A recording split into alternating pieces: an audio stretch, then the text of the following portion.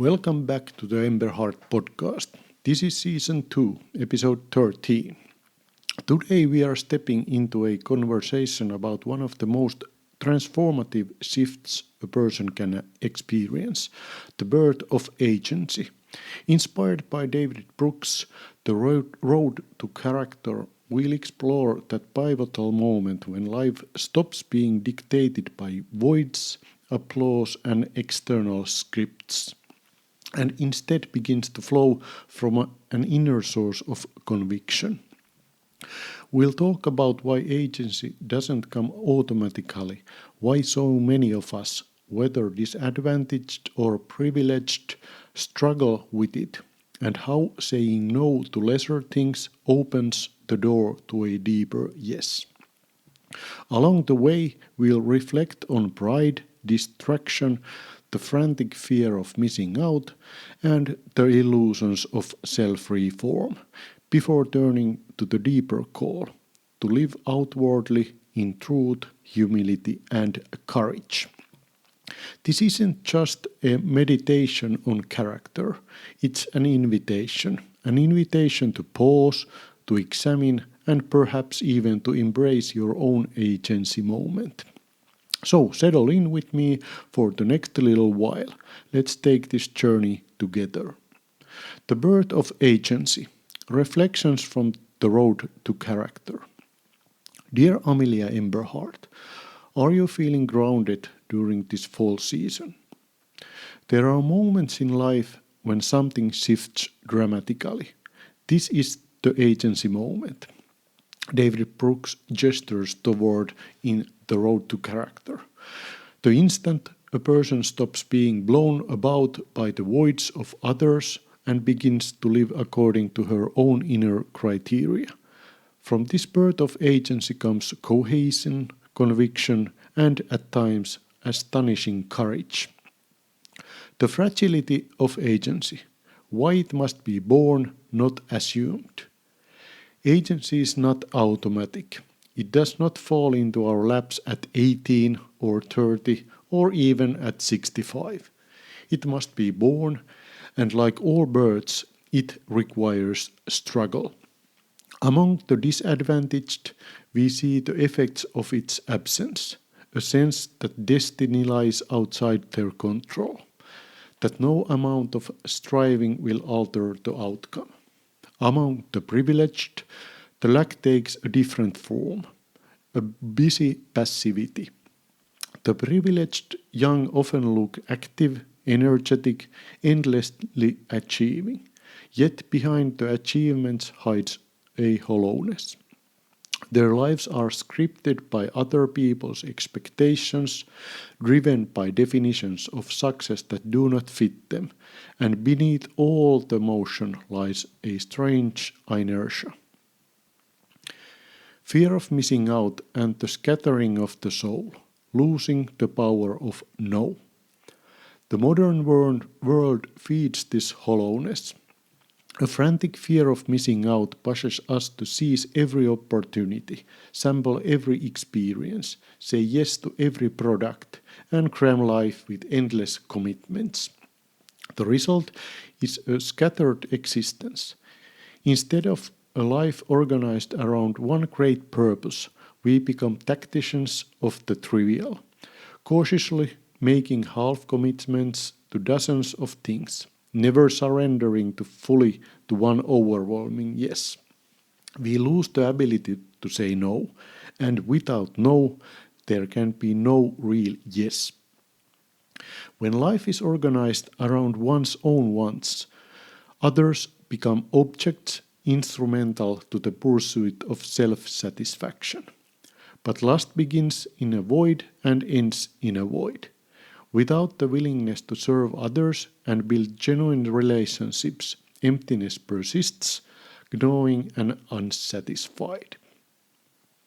The wrong desires, when the heart betrays the mind.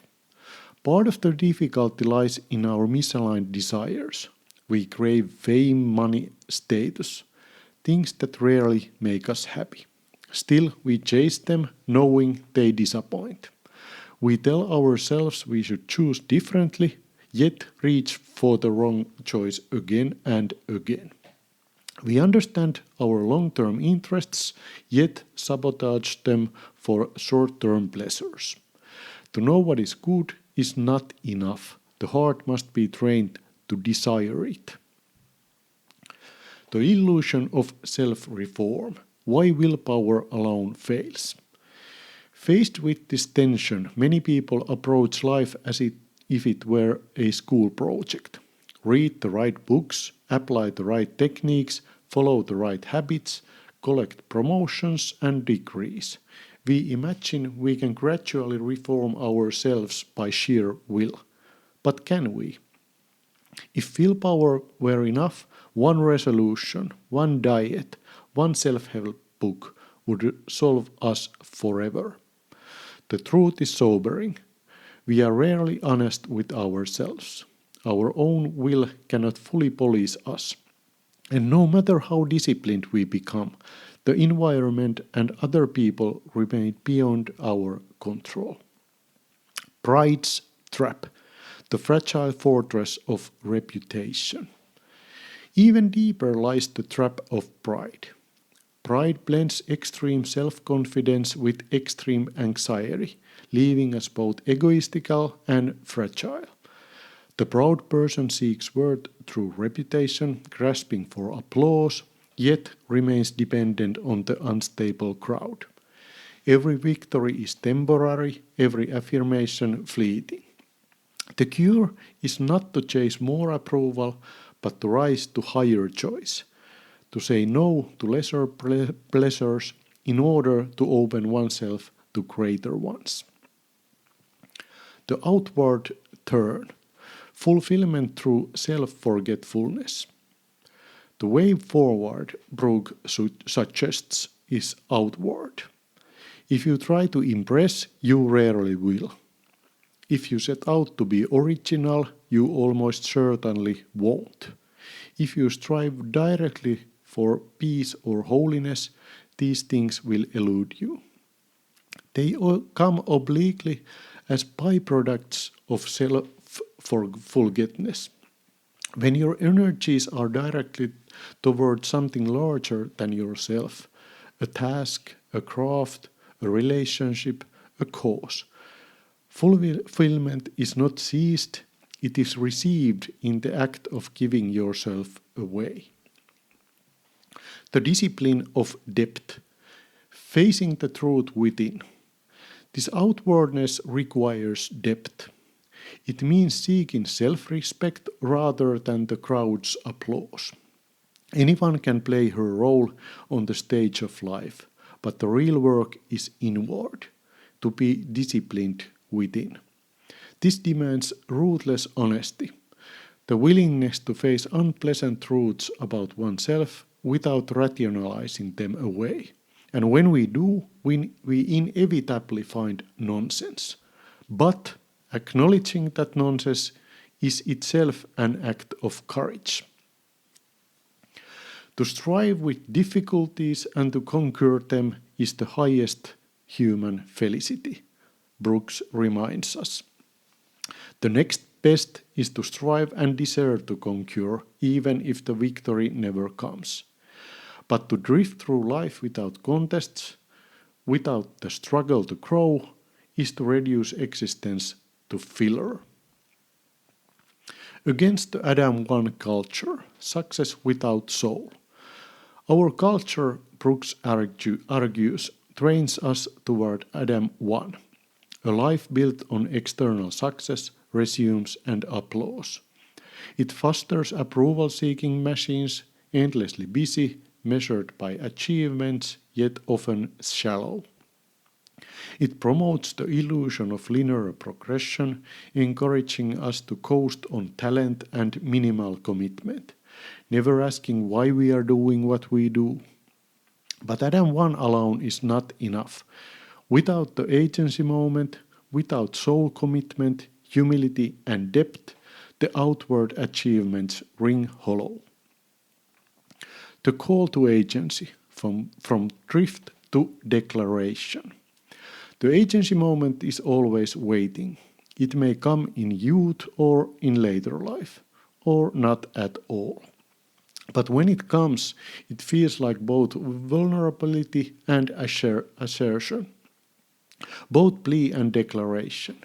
It is the moment of engraving inner criteria, of saying no to lesser desires, of orienting one's life not around drift or applause, but around something larger, truer, and more enduring. This is the road to character, to move beyond the crowd's approval, beyond shallow desires, beyond the illusion of control, and to live from within, in service, in courage, in truth. This is your moment. Take command and show us the path. Thank you for joining me on this episode of the Emberhart podcast. I hope today's reflections on agency and character offered you something to carry into your own journey. Whether it's the courage to say no, the clarity to live by your inner criteria, or simply the reminder that growth often begins in struggle. If you'd like to dive deeper into these ideas or explore more of my work, head over to emberhart.com. You'll find essays, resources, and ways to stay connected. Until next time, keep walking your road with honesty, humility, and courage.